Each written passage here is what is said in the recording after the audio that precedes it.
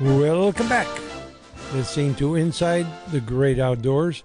I was, bless you again, talking to Sister Marianne, and she mentioned about that there was another tick that's getting pretty prevalent in Virginia, the one that makes you allergic to red meat. I think that's the Lone Star tick. Is that Lone Star? Yep. Pretty, yeah. Is it? Because that's been around a while, but Yeah. I guess in Virginia it's getting pretty, like so many places, ticks getting really... That's the alpha gal disease, yeah. And you said there's a new...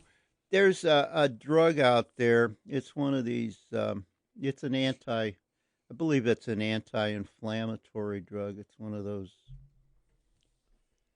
I'm not exactly sure what it is, but it is a newer drug out there that is given by a series of injections. A series of injections. That it's brand new. It's not out for the public yet. As far as I know, I just read about it recently.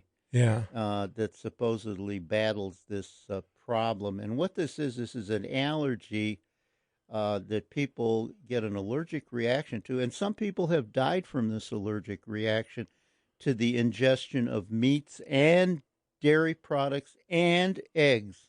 Are you kidding?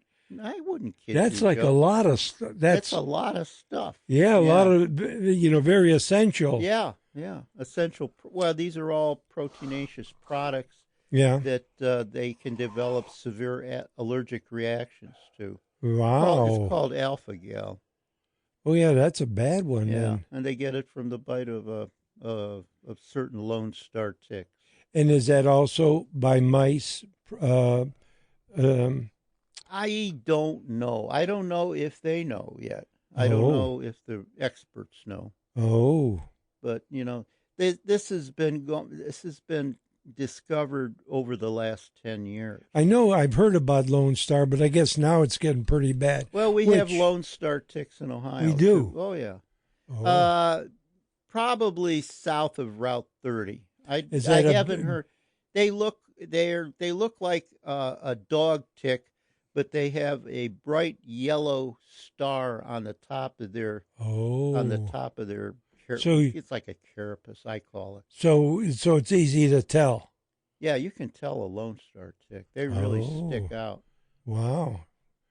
That's interesting. Yeah, it's amazing the different I don't know, want to say diseases, but animals or whatever how are coming into the areas. Well, I think we're recognizing a lot of these diseases now. And I think we're seeing an influx of ticks, and the population of ticks is a lot higher, maybe due to some climate change. That's what I was going to ask you. What do you think is the driving force? I don't know. I think the world is always changing. Yeah. So I don't think, we probably have some contributory factors to it. Yeah. But, the world's always changing, Oh, yeah. Yeah. 10,000 years ago, we were under ice here. We were under probably 50, 60 feet of ice, maybe more than that. I don't know. Yeah. Well, it's obvious. The Great Lakes weren't here. Yeah. It's obvious when up in a mountain, they find that was underwater. Right. It's hard to comprehend that, and I'm sure it wasn't quick. I see all these fossils in my backyard. Do you? Well, they're sedimentary rock, and, you can see of these sea fans, and I don't know if they were salt water or fresh water, organisms that were living back there in that environment, Huh. It's interesting, Yeah. You find some neat stuff, huh? Yeah. Yeah, it is amazing how... But this now the world's always changing. Well, at that's least one thing you can rely on. The one nice thing with technology, they have, like you're saying, this vaccine that we have ways of fighting. It's not a vaccine. Well, it's a drug. What's the difference? A vaccine is something to protect you against disease. Oh, A drug is something to to treat. treat the disease. Oh, okay? big difference. Big difference. Okay, I never knew that. But yeah, it's with technology, so hopefully it takes a while to combat it. Well, like, look, remember when the zebra mussel started in Lake Erie? Yeah. It's, they oh thought it my was the God, end of it's the going to world. be the end of the world. Nature has a way of correcting herself and getting rid of things, shall we say? Yeah, 'cause now kinda it's like- cleaning things up, You never. and eventually she'll clean us up too. Well, and Well, that's yeah. what they say. Temperature change is part of that. Yeah, That, that's just the way it is. it's changing, and some of it's natural, but some of it we've Created caused yeah. because we've sped up the process. Yeah. And Mother Nature, you could say the same thing about viruses and all this other stuff. Those mutate all the time, and they change, and that's why there's so many different flu variants and things like that, because they change. The same thing with cancer. So It has they're a similar thing to a virus, but it's not a virus. It's not. So Some they're virus- changing- biological entity is right. what it is. so they're Right. doing it to stay alive. That's why they change, so they Well, can. they're doing it. It's Not a alive. biological. It's always perpetuating itself. Yeah. So a And way if of it has to mutate or has Yeah. to figure a way to continue, it will. so it's protecting itself in a It's the way, same thing. so it can kinda, keep going. It's like this Ebola. Yeah, I tell you, that's a bad problem, and it's not being addressed properly. And you know why it's not being addressed? Yeah. Because our government is not addressing it. So that Don't you think, Carl? That's a huge reson for it. Yes. And that's we from it. have the best medical facilities in the world. Yeah. Yep. We have the best epidemiologists in the world, and they're sitting on their hands because we're not allowing them to go over there and study this disease. Oh. Because who's our big honcho at the CDC? So This where? creepy, goofy, dumb lawyer Kennedy. So where in Africa Excuse is me. it from? What? Ebola. Where? It's hitting a bunch of countries Yeah. over there. It's not just in one area. Yeah, it's all And over. It's all over, and in it's East spreading. Africa, it's in West Africa, it's Yeah, Southern And Africa. And how is it perpetuating itself? Probably Spread. through the native wildlife to a certain extent, but it's going from person to person, which is bad. Oh. It's But, one you of know- those things that people can get. Yeah. So it's not a know? mosquito or a. Well, it That's probably one of the main ways things spread. bats. Oh. Bats probably are the mosquitoes. reservoir. Oh. Yeah. Okay. But it's going from person to person, and Yeah. you know, It's- they're trying the best they can with what they have over there, but they don't have enough. No. And Well- the World Health Organization is not doing anything because we fund the World Health Organization. So Not it's anymore. come. Not anymore, though. Yeah. So it's coming here from people that are coming here. Is that What do how you mean? Ebola is? No, it's not No. coming here. We Oh, don't it's- want it to come Oh, here. it is not. Oh, okay. No, but it can. It can Oh, come okay. here. It comes Oh. here. But we're not It's not- studying it. Okay. It can come from other things, just not just people. Oh. Oh. It's not just an immigrant They- problem. They're So how trying to- else- The way people they're talk. trying to study the animal. It's a zoonotic disease. What's that Basically. mean? It comes from animals. Oh. But Okay. it's spreading. It's spread to people, but they're trying to find some of the animals that it is Oh. a reservoir in. And Live and they animals. don't know all of them yet. Right. They Oh. don't know if certain things are and certain things Yeah. aren't. They Or- know certain bats are, Yeah. but they don't know all the animals that can get it and don't get it. Okay. And we need to stick some money. Our administration needs to stick some money over there to find out what the heck's going on And it's just and getting. why it's spreading. There's Yeah. there's thousands and thousands of people that have died from this over there, and we're not getting any information about Yeah. that. Nope. Okay. Bad disease. Yeah, Very bad. I guess. And guess. There's other ones other than Ebola that are bad. Yeah, and that are scary. Yeah. Yeah, it's amazing all the stuff And that. they'll cover it up like they covered up this COVID thing. Yeah. Mm-hmm. Wow. Okay. Well, how to get ahead of them before it gets ahead of us. Yeah.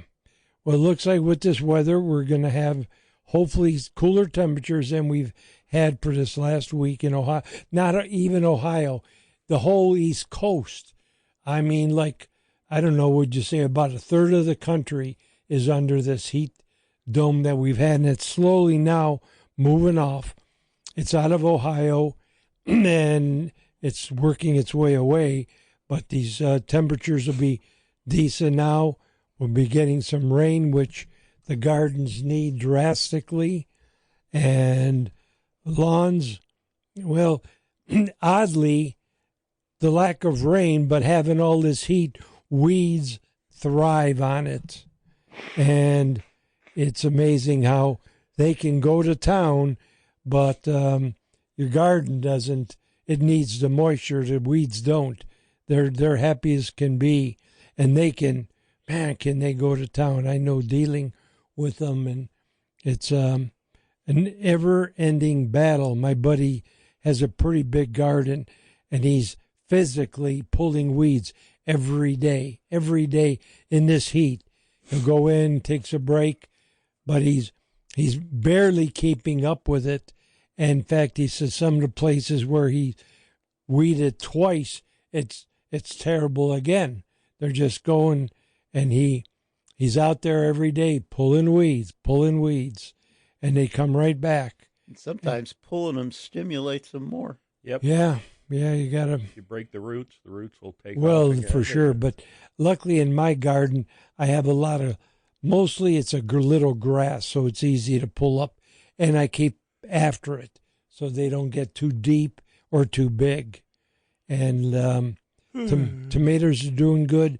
The green beans are browning a little bit, but hopefully, and I've been watering, but I guess that doesn't matter. And it's poison ivy's doing really good. Yeah. Is it? Yeah, it's doing really See, it doesn't bother me, so I don't even pay attention to it. But well, I try and keep up with it. It likes the shade, it really how does. do you combat it? Pull? I use Roundup. Right. Roundup does it. Yeah, Roundup's pretty good on poison ivy. Yeah, I use it on the corn. So, okay, we're going to take a break because we got a fishery. You going to be able to do it, Carl? Oh yeah. Okay, well we'll come back. We'll Got talk a sneezing about report coming up. And I got everything in the truck except what. except maybe I have Claritin. Ebola. Oh, yeah, maybe. Oh no, You look like you're Ebola. Okay, we'll take a you short just break. got the bola. Yeah, It doesn't right. have the E. Yeah, right. you're Ebola. I'm Ebola, all right. We'll take a break and be back.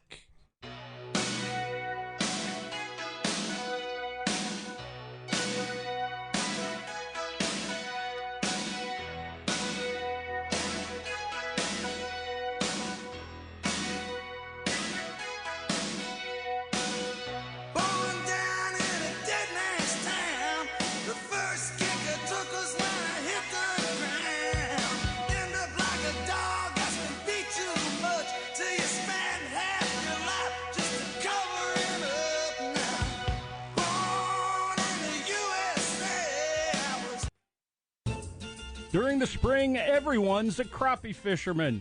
The spawn is on and the fishing is great. But what happens after the spawn? The fish can get finicky and things can get tough. If you're looking for some help to keep the slabs hitting all year long, give Kodiak Crappie Scent a try. The paste is formulated with freeze-dried bait. That concentrates the smell and taste of live bait, and the gel really sticks to your lure. You can find Kodiak Scent products at Mogador Bait, Tackle, and Marine Repair in Suffield, Ohio, or the Middlefield location of Great Lakes Outdoor Supply. To check out the full line of Kodiak scents, including saltwater and catfish flavors, head to castaway.com. That's Castaway with a K. For those that fish Lake Erie and are used to fishing with dipsy divers, I think they've got to try my diver, Castaway's magnetic diver. And what's so neat about it, it's a magnetic release. So you don't have to fight. But the problem with the regular dipsies is that they'll trip. You got to bring them in. Or sometimes they won't trip. Or they won't trip. This is a magnetic release, so you let it into the water, and as it has slack, it falls and it sets and then dives. And then when a fish hits it, it trips it, comes to the surface and comes in. But the neat thing about it as well is you can fish with it. You can trip it. You can let it come up through the water column. You can reset it. So it's a great way to get a bait down and away from the boat. So it's Castaway's magnetic diver, but it's something, if you're a troller, you need to look into. It's a great product and a great way to make fishing a lot easier and a lot more productive. Order yours today. Are you ready to catch the big one?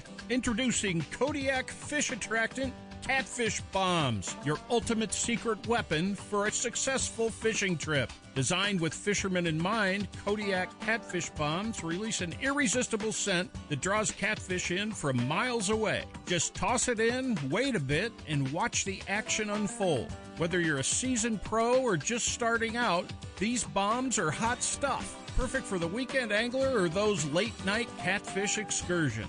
Watch your catch rate explode with Kodiak Fish Attractant Catfish Bombs. Available online at castaway.com. That's castaway with a K.com. Thanks for listening to the Inside the Great Outdoors podcast. If you have any questions, comments, or stories you'd like to share, shoot us an email at jcoulis@castaway.com. That's Castaway with a K. We'll share your comments with our audience on the following week's show. Thanks again for listening to Inside the Great Outdoors.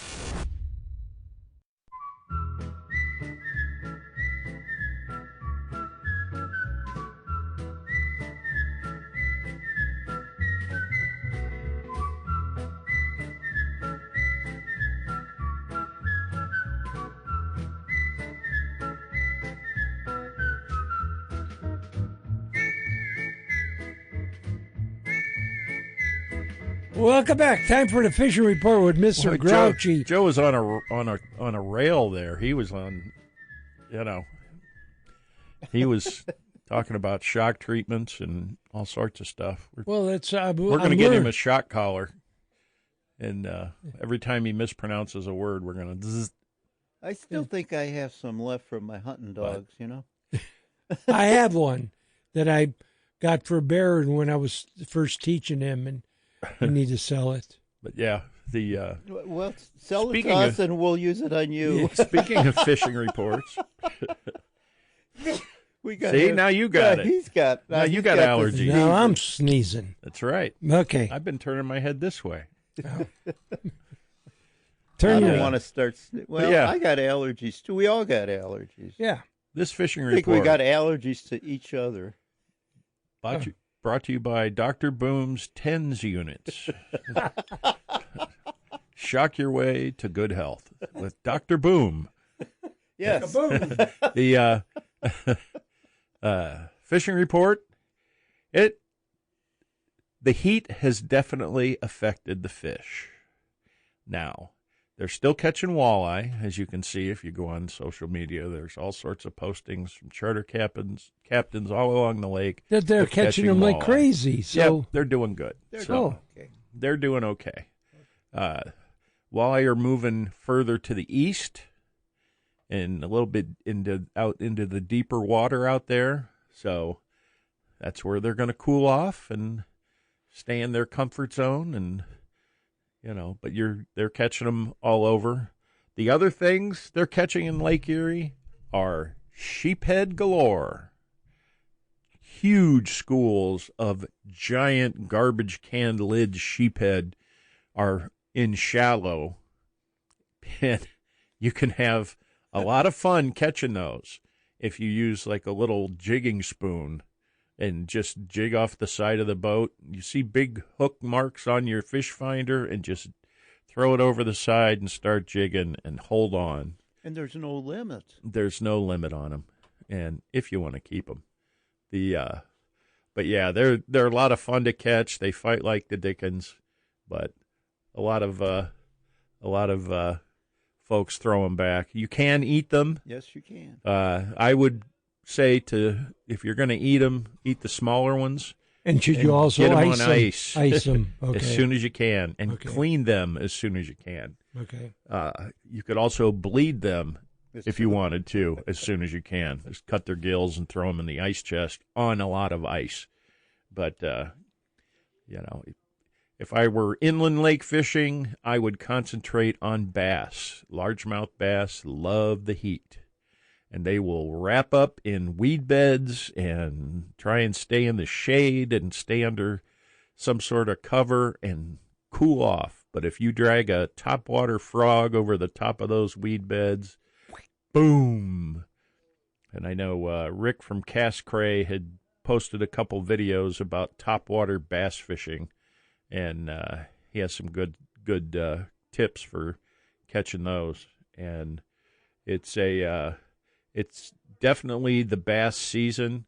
The other thing to do is to fish in and around the lily pads with weedless hooked worms, Texas rigged worms, or Texas rigged Senkos, the stick baits, things like that. If you're the better times to go, if you're using like spinner baits or buzz baits on the top water, early in the morning, right at sunrise, it's always awesome time to go.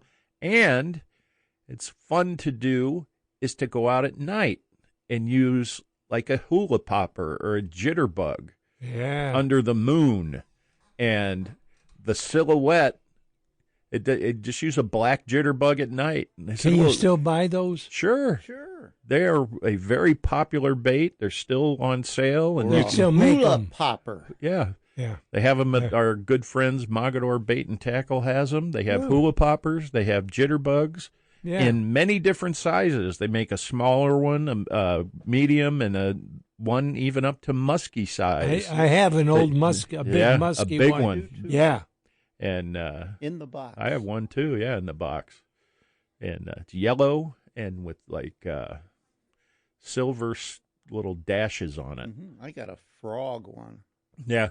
White Those are belly and white belly. and the frog pattern on the back. Yep. Mm. Really good bait. It's a classic, developed and made originally right here in beautiful Akron, Ohio. Cradle of the fishing industry. And And cradle of Big Daddy. that's me. The cradle. I was born in Akron, just like the first rubber worm. In a manger. Yeah, in a very large manger. In a horse They had to barn. go to Akron Tent and Chenille for my diapers. Oh. Yeah, somebody asked me that once. Where'd you get your shirts? Akron Tent and Chenille? And I was like, you. Abdullah the tent That's maker. right. Abdullah the tent maker. Yeah. But yeah. Other things that are biting, they're still getting the catfish out in Sandusky Bay. Are they? My Catfish are- buddy was out last week. He Yeah. got one big one and a bunch of small smokers. Smokers. Yep. Yeah, catfish are still biting there. They're also biting inland. Great places to go are in the Portage Lakes. There's actually catfish tournaments they put on down that way. Some of the tackle shops. You can also catch them at Berlin, West Branch, Lake Milton, and of course, Mosquito. The panfish are still biting the mosquito. The bluegills use red worms or pieces of nightcrawler under a slip float, fishing about 6 feet off the shore. If you're out in a boat drifting around, put them on a crappie rig and just drift and around the river channel or the weed edges. And if you're trolling for walleye out there, you can catch those with the little jerk bait. Those Kevin Strike King KVD jerk baits work really well out there, and so do Bandit crankbaits if you're trolling for walleye. It's that time of year, and the walleyes get in the weeds. If you take a jig head, just a colored, usually orange. I like orange the best, and you can either use a leech on it, a chunk of nightcrawler, or like a gulp leech works really well. toss those in the little openings in the weeds Yeah. and just jig it around in there, and you'll catch a surprisingly large amount of nice eater-sized walleye.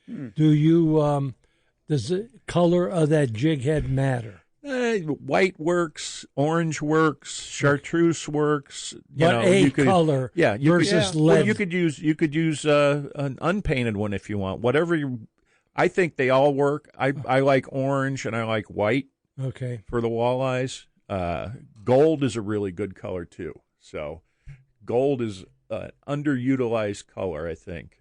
Used to be great for walleye. Yeah. Gold was always good in Lake Erie. Yes. Gold is good. Twin spins. Hildebrandt twin spins. Yes, in gold. Yeah. Yep. Those are good, and the gold propeller jigs. It's the jig head that has the little propeller right behind the head, and it has that little bent hook. Yeah. Those are really good baits this time of year because that little bit of vibration gets their attention, and then they hear it. Yep. Like a roadrunner almost. Yeah. Yeah. And so good stuff there. They are trolling for the crappies because they've moved out into a little deeper water. If you can find where the thermocline is, you can either drift or troll small crankbaits for the crappies and have a time doing that, or drift minnows under a slip bobber in a nice slow drift. So all sorts of different ways to catch them. And but again, not just putting sheephead on ice. Put all your fish on ice this time of year. Keep them as fresh as possible, and that meat will firm up nice, and you'll have a better, an easier time cleaning them, and an easier time. They'll be better tasting. Right. So remember, on the sheephead, you don't get a lot of meat off those. Yeah. Just save the loins. You need a bunch of sheephead to get much meat off of. Yeah. You do. It looks like you got a lot of meat, but you don't. You just save the loins. But the loins are good. Trim all the red meat off the sheephead. I would say do the same thing to like white bass too. Yeah. Jim was talking about the white bass. And if you trim that red meat off, it's not as strong tasting. Right. It still tastes like fish. White bass is good. Yeah. White bass smoked is really good. They have a lot of oil. They have more oil in them right. But you use the whole white bass. You scale it. You got to get all the kidney out of it. Mm-hmm. Cut the head off and smoke them. They are delicious. They taste just like good mullet would. Yeah. It's it's even though but keep an eye on the weather. You don't want to get stuck out on Lake Erie, one of those fast-moving storms flies across the lake, or one of the popcorn type storms where it just appears out of nowhere. And it is scary. It is very scary. Especially if you have a marginal boat. Yep. You don't see it coming on radar. No. Okay. Keep that weather radio on. Yeah, and keep your life preserver on, please. Keep that, and if you hear it starting, if you're in Lorain or even Cleveland or east of Cleveland and you hear stuff, the weather radio saying in Toledo this and that, and they expect winds in this around this time, and put your life jacket on and start heading in. It's not worth waiting till the last second. Or if you have a wind switch, if that wind switches, something's on the horizon. Yep. Okay. All right. Well, we got to take a break, which we will do, and we'll be back. Where are we going? We're going to stay local. I'm going to talk about what happened this week, so we'll take a break. Are you cooking? I already did. He did that. Oh. I did that. Who burns potato salad? I don't understand. We'll be back.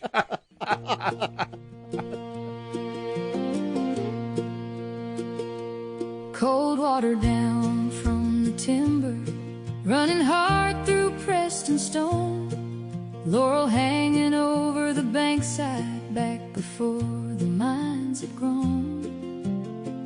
Old men stood knee-deep in the summer, casting lines through evening light.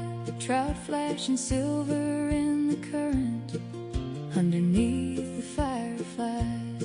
Hopefully you've been hearing my ads for Castaway's magnetic divers, as well as the Kodiak fish attractants. And now there's a store where you can go check it all out and purchase them if you like. Great Lakes Outdoor Supply is the new store, which is out in Middlefield in the center of town. They have a great selection of all my products, including my freeze-dried baits. With the fishing season starting to get going, now is a perfect time for you to stock up, as well as try some of my new fish attractants. They have it all, even the new small Kodiak paste, which is a pocket size and a great way to try it out. They have the freeze-dried chicken livers, shrimp sacks, and waxworms. So check it out today. They're open Monday through Saturday and closed on Sundays.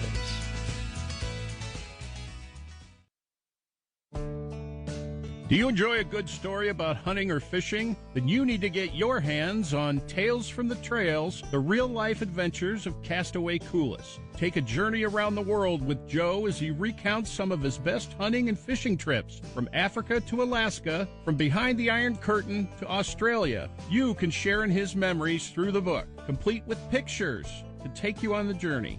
It's a trip back in time looking through the eyes of an outdoors legend. Order your copy today on Amazon or at castaway.com. That's castaway with a K.com. Are you ready to catch the big one? Introducing Kodiak Fish Attractant Catfish Bombs, your ultimate secret weapon for a successful fishing trip. Designed with fishermen in mind, Kodiak Catfish Bombs release an irresistible scent that draws catfish in from miles away. Just toss it in, wait a bit, and watch the action unfold. Whether you're a seasoned pro or just starting out, these bombs are hot stuff. Perfect for the weekend angler or those late-night catfish excursions. Watch your catch rate explode with Kodiak Fish Attractant Catfish Bombs. Available online at castaway.com. That's castaway with a K.com. Thanks for listening to the Inside the Great Outdoors podcast. If you have any questions, comments, or stories you'd like to share, shoot us an email at jcoulis@castaway.com. That's Castaway with a K. We'll share your comments with our audience on the following week's show. Thanks again for listening to Inside the Great Outdoors. This segment is brought to you by Castaway's Magnetic Diver and Kodiak Fish Attractants.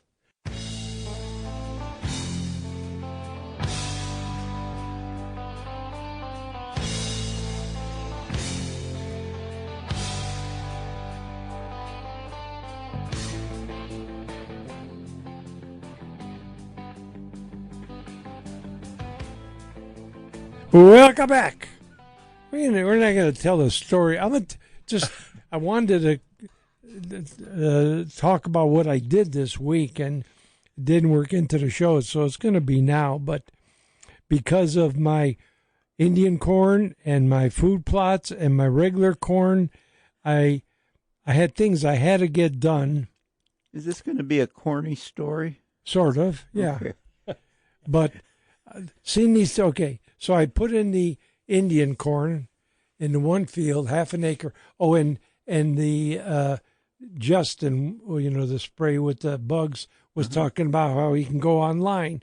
So I went, and I have a program, and I went online, and I looked at it again and remeasured it to see. I thought it was a third of an acre, but you look on the program and you can whatever, and it's a half an acre. Okay, so I know for spraying it takes 18 gallons of water. I thought that you just fill the tank up, and if it says put a quart per acre, put in a quart and go and use it up. No, that's not the way. So instead of putting 60 gallons, I put 20, and I sprayed the field. Well, now you wait and see. So I've been go every day. I go every day, watch it, see, and it's working. The spray's working. And I did notice yesterday that there is some irregularity to the planting. But I remember I tried to manually control the grass before I started. And the planter planted some grass in these little dry tufts of grass, and that's why it's not really uniform. In the other field, it looks good. But so I got what I hear it's coming. What did he say? The planting was wasn't uniform or wasn't consistent. What was neither's the farmer. Oh. So I've been working at this field because for the last 3 years, weeds have taken over so bad, lose the whole field. No corn, no Indian corn, no regular corn. It's aggravating. We even got in there. Me and a buddy took a rototiller and weed whacker and tried to do, but you could get the row, but you can't get in between the plant, and it just goes crazy. So I just gave up. So this year I went to spraying, and doggone it, it's working. So I still had the field corn, the Roundup Ready corn. So, but the thing is, in the spacing, I did notice in this week, I did go over some plants, but not too bad. But I worked on making a marker to see which the row is, and I realized after a while looking at the second field I used my eye, and I know where I planted, and then I kept my wheel just right off of it. Oh, man, it was good. And I learned that it's better to make the rows wider than smaller. So when it came yesterday to spraying and to spreading fertilizer, boom, up and down, up and down, up and down. I did realize I didn't have the gate open as much on the spreader for the urea. You put down urea now to give it a big jolt, to really get it going, and it needs it. But it needs this rain. So I went and it worked so good. So then I went and we just had a little bit of rain. It was enough to dissolve it. And so I've learned what to do after 3 years. Spraying is a way to control it and be able to get something out of it. So I've got the Indian corn and the regular. The regular corn I'll use for deer hunting, but I'll use that for chickens. Chickens love the corn. It was like they had to learn, because I was worried it was too big, a whole kernel.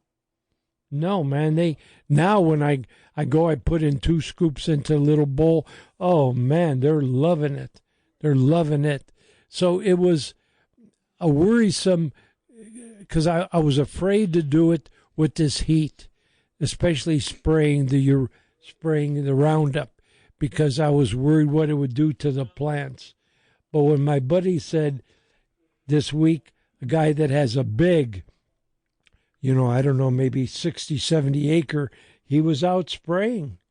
So I thought, okay, so got up 7:30, got up early, hooked everything up, got down there, and even by the time I was done with everything, it was 10 o'clock, it was 90 degrees. It was rough, but I got it all done. And that was the relief mentally of, okay, now it's out of my control. Now we just got to hope for moisture, but I did what I had to do. But this is the first year I learned what sprays to do, when to do it, how to do it. And the Indian cornfield, boy, there's no weeds. Boy, but I learned what to do. And it, having the right equipment, is amazing. Oh, yeah. It and these chemicals that do the job. So finally, at least the weeds won't take over.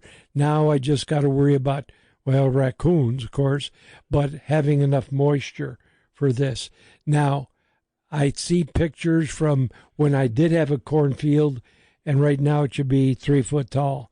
It's about a foot tall, but it was a month late getting it in because this weather, it was just terrible what we have.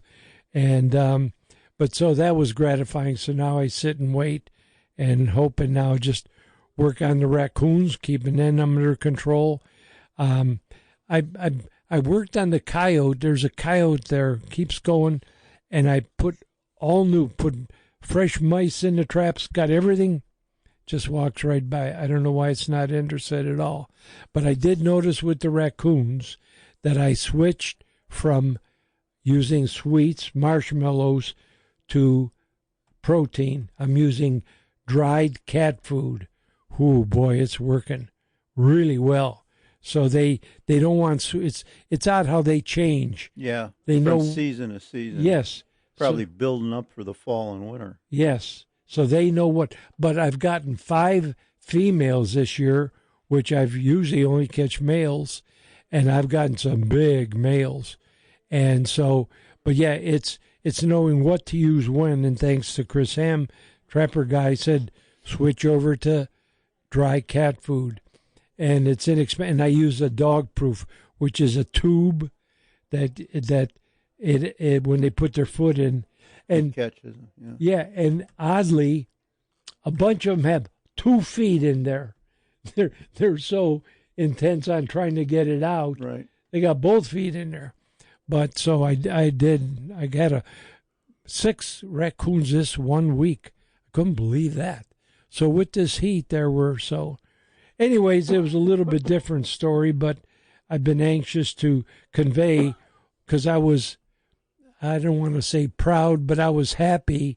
Okay, I'm happy that what I learned to do was successful. So I think I'm proud of the success of finally figuring out how to plant corn and get it to live and prosper. So I think that was the gratification that, okay, now I know what to do.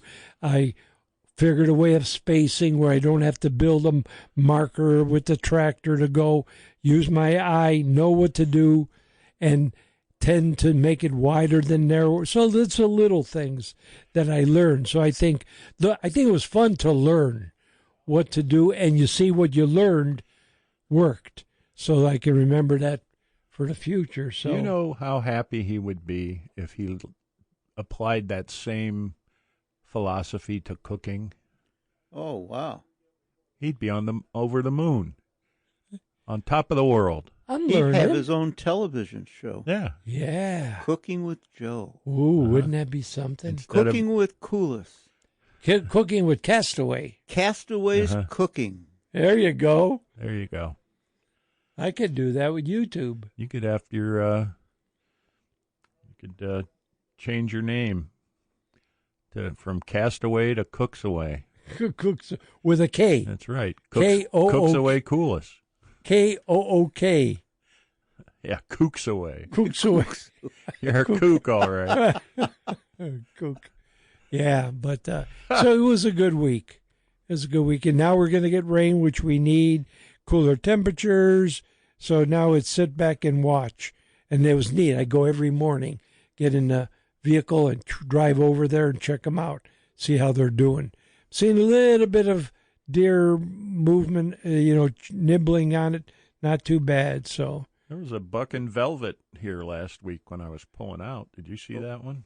No. No. By the one high-rise Oh, building yes, on yes. the left. I did see it. You're right. I didn't Yeah, see small. Yeah. Mhm. He was right on the corner there. He had velvet antlers, and there were 4 with Yeah. 2 4 branches, so Yeah. 4-pointer 4-pointer. right now. He's a young guy yeah, yet. he's probably going to Yeah. grow Because he some was, more, but yeah. Yeah, I did see that when I was leaving. maybe 2-year-old. Yeah. But yeah, probably a 2-year-old. Yep. Well, Joe's on the line, which we'll get to when we come back. We're going to get some good news, great news. And because it was a nice day yesterday with the 4th of July and everybody celebrating. And I'm going to watch, I taped the fireworks from the couple different things, Macy's and Washington. Did you see the tall ships thing? Oh, I wanted was to talk great. about that. That was awesome. Wasn't that Yeah, awesome? That's really neat. There That were was cool. 44. Yeah. And in fact, From I all over the looked, world. It was Yeah. awesome. I looked it up. How That's did good they get news. here? We could talk a little bit about that in good news. Yes, because they came in a group from Spain and Italy, and because I wonder how they get here. Beautiful. And they got together, they met somewhere, and they went across the ocean. Not really saving their sails. They didn't want any storms, using the motors, but they came as a group.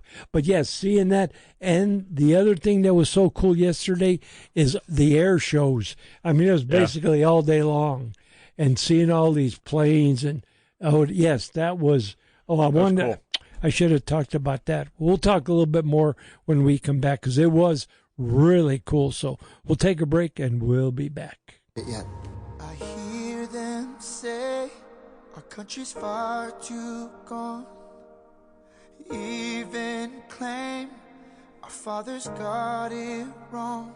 But I won't give up on us, and I'll take a stand. 'Cause we can overcome. This is not the end. I still believe in us, oh America. You're still the land I love, though a little bruised up. Stars and stripes still cry liberty over evil, over tyranny. Blood poured out for our freedom. They sacrificed it all for this nation. I still believe in us, my America. More with Castaway Baits and Scents. The Kodiak Shrimp Attractant, Captain Bob's must-have. Blast lures with shrimp scent that fish can't resist. It's perfect for any water. Pros are stacking their kits with Castaway's killer pastes and soaks. Don't get skunked while they cash in. Head to Castaway.com today and grab the scents that turn bites into battles. Castaway. Fish won't wait. Outdoor enthusiasts, get pumped! Join Joe Castaway Coulis on his solo adventure, The Outdoor World of Castaway Coulis, on the Outdoor Radio Network. The legend is back, and now on radio. Every Wednesday at 11 a.m., Joe brings you thrilling stories, expert tips, and all things hunting, fishing, and wild exploration. Catch The Outdoor World of Castaway Coulis. Tune in to the Outdoor Radio Network on iHeartRadio. Head to iHeart.com or grab the iHeartRadio app to start your adventure today. Thanks for listening to the Inside the Great Outdoors podcast. If you have any questions, comments, or stories you'd like to share, shoot us an email at jcoulis@castaway.com. That's Castaway with a K. We'll share your comments with our audience on the following week's show. Thanks again for listening to Inside the Great Outdoors.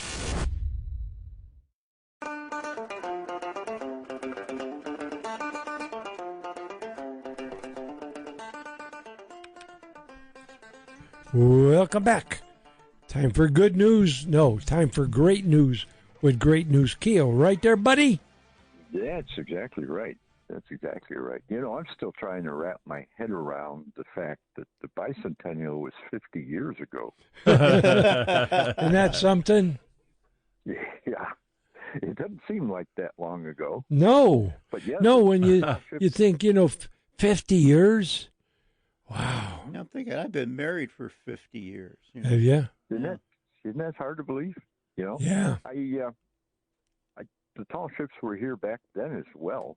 Yeah. Oh, that was something, seeing all those. Oh, that was the between the air show and the tall ships. Oh, that was so. Oh, man. Yeah. And lined with sailors on, all the things all the way up. Yeah, that was neat. Yes. And by the way, Joe, the sailing ships got here by sailing. Yeah. Yeah, but they I couldn't think I ship read them. that- They came across the ocean. So when they were built, that's what they were designed to do. Yeah, they were. were. They're in the water. No, I know, but to go across the ocean, I mean, it's not a little trip. Well, Back in the 1600s, they had those big Cummins diesels on them to push them across. there. Yeah, that's right. Yeah, right. Columbus came here, yeah. As I recall, I read that they first staged down in Maryland on the Chesapeake somewhere. So they, they didn't all arrive simultaneously. No, They but kinda a bunch gathered, did come together. And then they went up the coasts, Oh. and entered the Hudson, and there you have it. But to orchestrate and to organize that had to be something to get everybody in line, to get them to come how they're supposed to and organize it. That had to be. Plus the air show.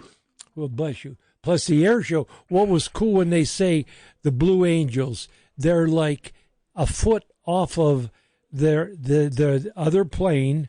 and it's only the first guy that's flying, and the other guys, all they do is look at their neighbor. And the one pilot said, "Yeah, we could see the crack in the paint on the next plane." Can you imagine all and the maneuver, and to do what they did, and to do those air shows, and all in unison, and it's perfect like I one. don't know if you've ever listened to the audio from either. No, I would love to hear that. Angels, yeah, you can Google it. What was it? The YouTube. What are they like saying? Saying, "I see you. There's just one. I see you." No. The lead pilot is the only one that talks. Yeah. Oh. And he says, and they give commands way ahead of time. And they'll say, like, left turn, ready now, turn. Oh. There's only, because obviously you can't have everybody throwing orders out there. So, but it's pretty interesting if you look up audio. You could do Blue Angels, Google machine, and do audio Blue Angels, and all of them were there. There's like, I don't know, 3 or 4 different groups or whatever that do that. But that's it. I would love to hear that because they've got that's a lot of training, and they're doing 60 shows a year, the Blue Angels, all different places, and it's all perfect. It's perfect, Of course, being an Air Force guy, I kind of favor the Thunderbirds myself. Yeah, well, they were there too. Well, I just mentioned that because that was the last one I saw. I know. But they were all there. But I'm just teasing. I know. Hey, but can you imagine to be there, where you got to see all those flyovers and you got to see all those tall ships like right there? And I see that they had charter boats that held like 200 people, and they were anchored, in a row, where they would take people, and then those tall ships went right by them, Right. It was something to see. That was something, yeah. Wow. Yep. Hey, also on the great news front, thanks, Carl, for posting the mosquito. Very shooting range that's due to open soon. They still don't have a firm date, but it looks like they're very close to completing. So that is good news. Yep. Other piece of good news from the Ohio Outdoor News on page 7. There's a young feller by the name of Jacob Chapman. He's 14 years old, lives in Ross in Butler County. He caught and released a large long-nosed gar in early June, and he actually measured it and weighed it. Turns out it was a state record, but he released it. So it's back in the water. So it can get bigger, and the next guy can catch it. Getting bigger. It's kind of funny. He was out throwing. What was he throwing? Oh, he was fishing for smallmouth, and he was tossing a paddle tail bait. And he saw this big school of gar, so he tossed it over there, and the biggest one grabbed it. Yeah, it was. Let me see. It was 52.8 inches long and weighed. Wow, man, that's a good one. Ooh, that's a big one. Almost 28 pounds. Ooh, for a long nose, that's really good. Yeah, that's a big one. I've caught gar before, but nothing in that category. They, maybe a pound. They're skinny little deals. I remember at Mogador, I was tossing spinner. The rooster tails and you caught one? Several. But like I said, they were just like cigars. Yeah, They were just the small guys. Okay. Nothing like this guy. But good for him, tossing the thing back in. Yeah. And he knows, even though he may not be in the books, he knows he's got the biggest one. Sure. Now he's going to go the rest of his life without ever catching it again. Yeah. And he'll probably be there. He'll be a hermit living in a cardboard box at the on Joe's farm. He's a good young man. I know, a good kid. Good kid. He'll be fine. Good job. Congratulations. I love reading about young guys doing exceptional stuff like that. That's yeah. pretty cool. Hey, speaking of exceptional, on page, what is it here? Good news, page 9, there's a Wisconsin Wisconsin research team that's a huge 250-pound sturgeon. Thing was 88 and a half inches long.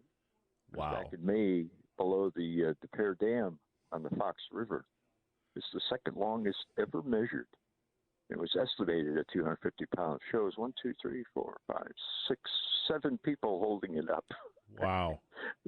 Right above the water. That's I wonder how it estimated to be well over 100 years old. Oh yeah. Yeah. They're slow growing, and to get that big, they're going to be around quite a while. They're going to be around quite a while. Hey, I have a little bit. I was looking for a quote to share a little wisdom, and I thought, well, let me look at the summer quotes. And I found one that I could not pass up. And maybe you can guess who it. I know you probably won't be able to, but I'll read a quote and then tell you who said it. When I figured out how to use my grill, it was quite a moment. I discovered that summer was a completely different experience when you know how to grill. And that is none other than Taylor Swift. There you go.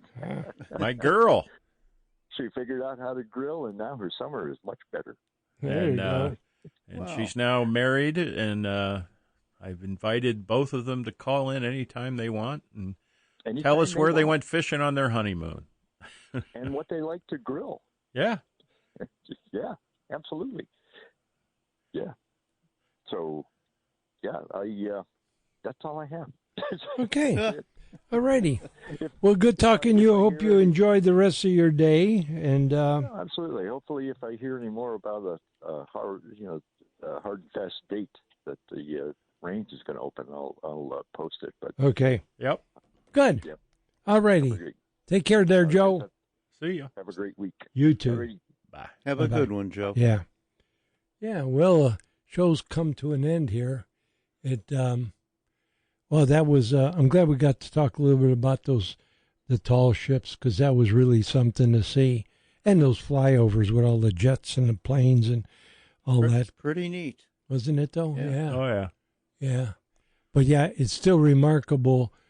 Two things: the talent of those pilots, but then the person that organized all that.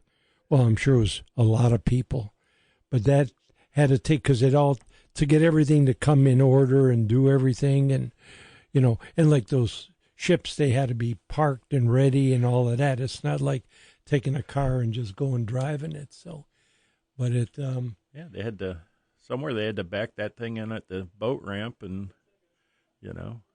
so. Wow. Okay. Wow. Well, get out there and make some memories. It's a 250th birthday of this country. You got to be proud of it. So get out there and make some memories, because you never know what might be the most important, the most lasting one that you ever will have. So you're not going to make a memory just sitting on the couch.